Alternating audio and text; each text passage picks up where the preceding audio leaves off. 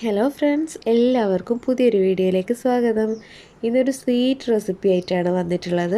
നമുക്ക് എളുപ്പത്തിൽ ചെയ്യാൻ പറ്റുന്നൊരു സ്നാക്ക് ഐറ്റമാണ്.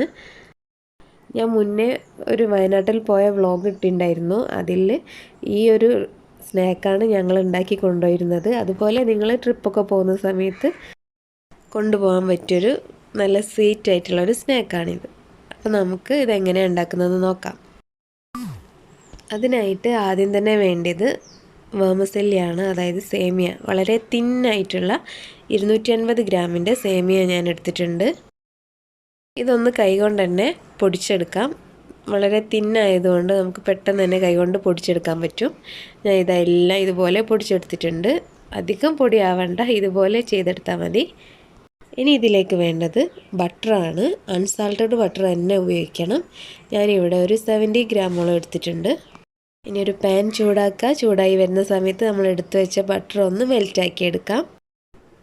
ബട്ടർ ഇതാ നല്ലപോലെ മെൽറ്റായി വന്നിട്ടുണ്ട്. അതിനുശേഷം നമ്മൾ നേരത്തെ റെഡിയാക്കി വെച്ച സേമിയ ഇതിലേക്ക് ചേർത്ത് കൊടുക്കാം. ഇതിനി നല്ലപോലെ ഒന്ന് മിക്സ് ചെയ്ത് സേമിയ ജസ്റ്റ് ഒന്ന് വറുത്തെടുക്കാം.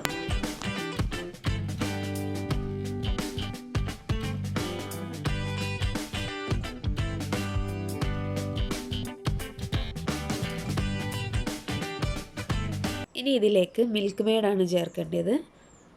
ഒരു അരക്കപ്പോളം ഞാൻ ആദ്യം ചേർത്തിട്ടുണ്ട്. ഇതെല്ലാം സേമിയയിൽ നല്ലപോലെ മിക്സാക്കി എടുക്കാം. ഇത് നല്ലപോലെ മിക്സാക്കിയതിന് ശേഷം മധുരം ഒന്ന് നോക്കുക. അപ്പോൾ ഞാനിവിടെ കുറച്ച് മധുരം കുറവായതുകൊണ്ട് ഒരു 1/4 കപ്പ് കൂടി എക്സ്ട്രാ ചേർക്കുന്നുണ്ട്. അപ്പോൾ ടോട്ടലായിട്ട് 3/4 കപ്പ് കണ്ടൻസ്ഡ് മിൽക്കാണ് ഞാനിവിടെ ചേർത്തിട്ടുള്ളത്. ഇതുകൂടെ കഴിഞ്ഞാൽ നമുക്ക് തീ ഓഫ് ചെയ്യാം. ഇത് ചെറുതായി ഒന്ന് ചൂടാറിയതിന് ശേഷം നമുക്ക് ഏതെങ്കിലും ഒരു ഷേപ്പിലാക്കി എടുക്കണം. ഞാനിപ്പോൾ ഇവിടെ ഇതുപോലുള്ള ഒരു മോൾഡിലാണ് ചെയ്യുന്നത്. നിങ്ങളുടെ കയ്യിൽ ഏത് മോൾഡാണെങ്കിലും അത് ഉപയോഗിക്കാം. അതിലേക്ക് ഈ സേമിയ മിക്സ് കുറച്ച് എടുത്തിട്ട് നല്ലപോലെ ഒന്ന് പ്രസ് ചെയ്ത് കൊടുക്കാം. ഇത് പെട്ടെന്ന് തന്നെ സെറ്റായി കിട്ടും. ഇതുപോലെ ചെയ്തെടുക്കാം നമുക്ക്.